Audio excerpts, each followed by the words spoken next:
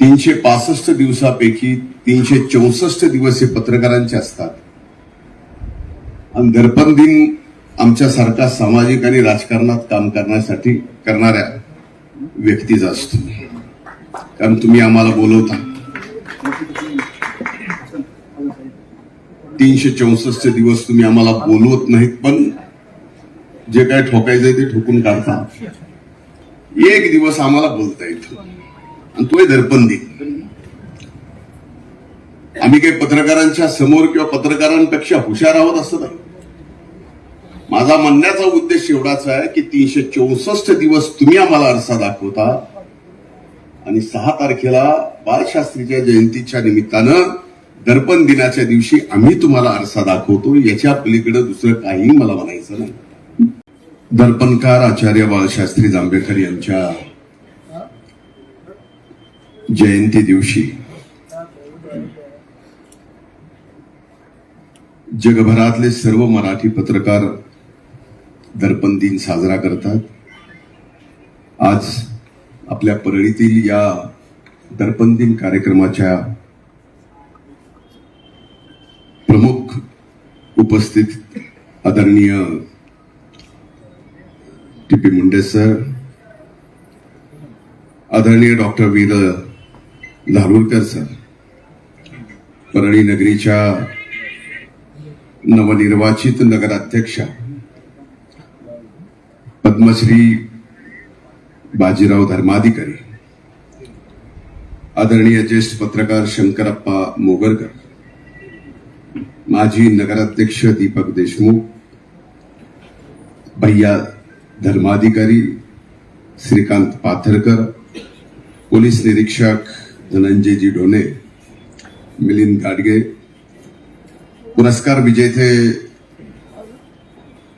मोहनलाल व्यानी स्मृती पुरस्कार धनंजयजी अडाव, प्रकाश नवाडे स्मृती पुरस्कार ओमप्रकाशजी बुरांडे, MP कनके स्मृती पुरस्कार आत्मलिंगजी शेटे, भास्करराव ज्योती जोशी स्मृती पुरस्कार प्राध्यापक लक्ष्मणरावजी वाकडे सर, कैलाश शर्मा स्मृती पुरस्कार प्राध्यापक प्रवीण फुटके, प्रशांत जोशी स्मृती पुरस्कार धनंजयजी अरबुने. आज पत्रकार संघाचे अध्यक्ष ज्यांनी प्रास्ताविक केलं रानबाजी गायकवाड आणि या पत्रकार संघाचे सर्व सन्माननीय सदस्य, इथे उपस्थित सर्व सन्माननीय पत्रकार बंधूंनो आणि भगिनींनो, आज दर्पण दिन 6 जानेवारीला आपण बाळशास्त्रींच्या जयंतीच्या निमित्तानं हा दर्पण दिन साजरा करायचा. प्रास्ताविक करत असताना आमचे मित्र रानबाजींनी काही वस्तुस्थिती इथं मांडली, पण त्याच्या पलीकडं आजचा एक असा दिवस असा असतो, 365 दिवसापैकी 364 दिवस हे पत्रकारांचे असतात आणि दर्पण दिन आमच्यासारखा सामाजिक आणि राजकारणात काम करण्यासाठी करणाऱ्या व्यक्तीचा असतो. कारण तुम्ही आम्हाला बोलवता 364 दिवस तुम्ही आम्हाला बोलवत नाहीत, पण जे काय ठोकायचंय ते ठोकून काढता. एक दिवस आम्हाला बोलता येतो आणि तो आहे दर्पण दिन. आम्ही काही पत्रकारांच्या समोर किंवा पत्रकारांपेक्षा हुशार आहोत असं नाही. माझा म्हणण्याचा उद्देश एवढाच आहे की 364 दिवस तुम्ही आम्हाला आरसा दाखवता आणि 6 तारखेला बाळशास्त्रीच्या जयंतीच्या निमित्तानं दर्पण दिनाच्या दिवशी आम्ही तुम्हाला आरसा दाखवतो. याच्या पलीकडे दुसरं काही मला म्हणायचं नाही.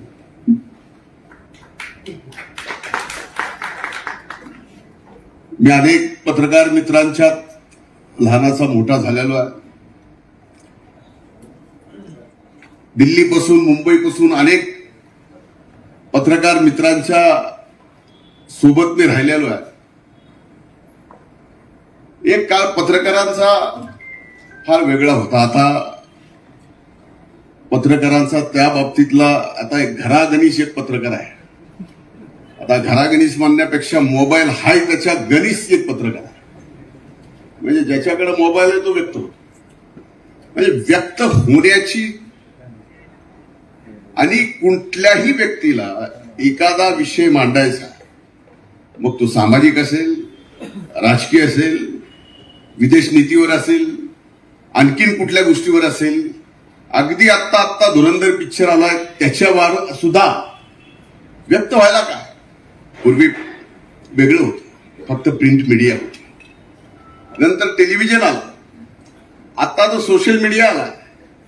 आणि या सगळ्या परिस्थितीमध्ये आज आपण जे पत्रकार आहोत सर्वच, म्हणजे सर्वच क्षेत्रातले, मी म्हणत नाही की इलेक्ट्रॉनिक मीडिया आला त्याच्यात प्रिंट मीडिया आला, सगळ्यांसमोर हे आव्हान आहे. आणि त्या आव्हान आता कुठं आपल्याला घेऊन जात आहे. बातमी साधी सरळ सोपी असते, पण ती वाचली पाहिजे, कारण त्याचे व्ह्यूअर्स वाढले पाहिजेत. त्याच्यासाठी त्याला बोल्ड केलं जातं. त्याच्याशिवाय टीआरपी मिळत नाही. ती गोष्ट केल्याशिवाय जर टीआरपी मिळत नसेल तर आता खरंच बाळशास्त्रींना अभिप्रेत असणारा पत्रकार आणि पत्रकारिता राहिली आहे का, हा माझ्यासारख्याच्या मनात प्रश्न आहे. आम्ही 364 दिवस चुकलो, तुम्ही 364 दिवस लिहून आम्हाला शिक्षा द्या, मान्य आहे. पण आत्ता पत्रकारिता, एक काळ असा होता की त्या पत्रकारितेतून एखाद्याला जागा करणं, एखाद्याला अगदी नीट काम करायला लावणं. पण आता फक्त पत्रकारिता, एखादा विषय सापडला, त्या विषयात तसं पाहिलं तर काहीच नसतं, पण बोल्ड एकदम बातमी आणि त्या बातमीवर लगेच खाली विबस, त्या सगळ्या गोष्टी आपण बघितल्या. म्हणजे फार चांगलं उदाहरण दिलं रानबाजींनी की एका बातमीमध्ये 3 विषय, 3 मुद्दे घेतले. मग ते मुद्दे बस स्टँडचे असतील, ते मुद्दा मेरू पर्वताचा असेल, असे मुद्दे एकत्र घेणं आणि लिहिणं. आता ज्याचा त्याचा भाग आहे की त्याला आता 3 विषय एकातच घ्यायचे असतील तर त्यांनी घेतले. पण मी आपल्याला नक्कीच सांगतो की आपल्या सर्वांच्या समोर फार मोठे आव्हान आहेत. म्हणजे प्रिंट मीडिया असो, इलेक्ट्रॉनिक मीडिया असो. इलेक्ट्रॉनिक मीडियाला तर फार मोठे आव्हान आहेत. मला माहिती आहे इलेक्ट्रॉनिक मीडियाची एकूणच आर्थिक परिस्थिती सगळ्या चॅनलची कशी चाललेली आहे, मराठी चॅनल्सची. त्यामुळं त्यांना काय लागतं, काय पाहिजे असतं, कशा न्यूज, कसा एखाद्याचं मीडिया ट्रायल, हे सगळं मी भोगलं.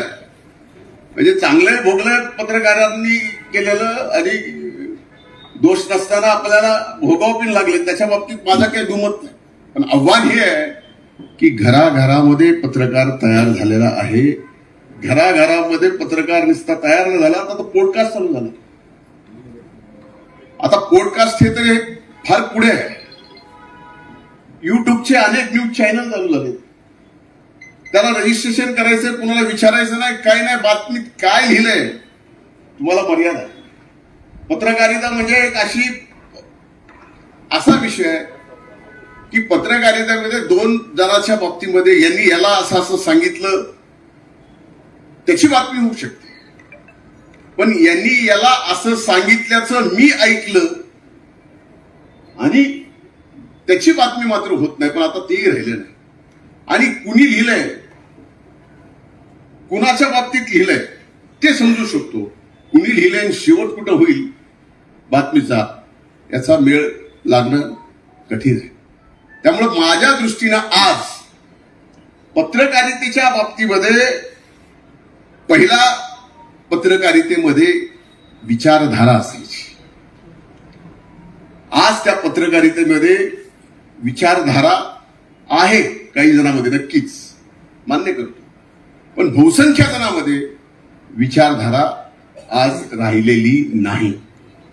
पत्रकारिता ही फक्त टीआरपी साठी, व्ह्यूअर्स साठी, आज खरं सांगा की प्रिंट मीडियामधले आपले वर्तमानपत्र किती जातात, किती जणांच्या घरी जातात, हे विचार करण्याची गोष्ट आहे.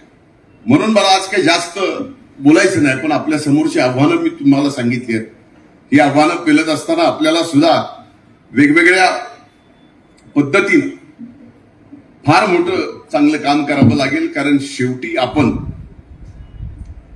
या लोकशाहीचा चौथा स्तंभ आहे आणि लोकशाहीच्या चौथ्या स्तंभाचं फार मोठं योगदान जगातल्या सगळ्यात मोठ्या आपल्या या देशाच्या लोकशाहीमध्ये राहिलेलं आहे आणि भविष्यात सुद्धा ते आपल्या सर्वांच्या वतीनं ते योगदान राहावं हीच मी आपल्या सर्वांच्या समोर विनंती करतो. आज जयंतीच्या निमित्तानं बाळशास्त्रीजींच्या विचारांना नतमस्तक होतो, थांबतो. मला आणखीन काही कार्यक्रम असल्यामुळं आपल्या सर्वांची क्षमा मागून मी इथून जातोय. परवानगी मिळाली, रानबाजी मिळाली अशी समजून मी जरा काही कार्यक्रमाला जायचं आहे म्हणून मी क्षमा मागतो. अण्णा धारूरकर सर आहेत सगळे.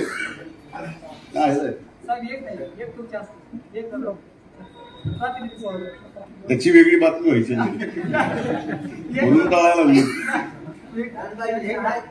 नाही एक मिनिट, अण्णा देतील, अण्णा देतो धारूरकर साहेब. मी देण्याचा विषय नाही, आणखीन तेवढा लहान आहे. पत्रकारांना पुरस्कार देणे इतपत मोठा नाही आणखीन झालो मी. म्हणून आपल्या सगळ्यांची क्षमा मागतो. खूप खूप धन्यवाद. जय हिंद, जय महाराष्ट्र.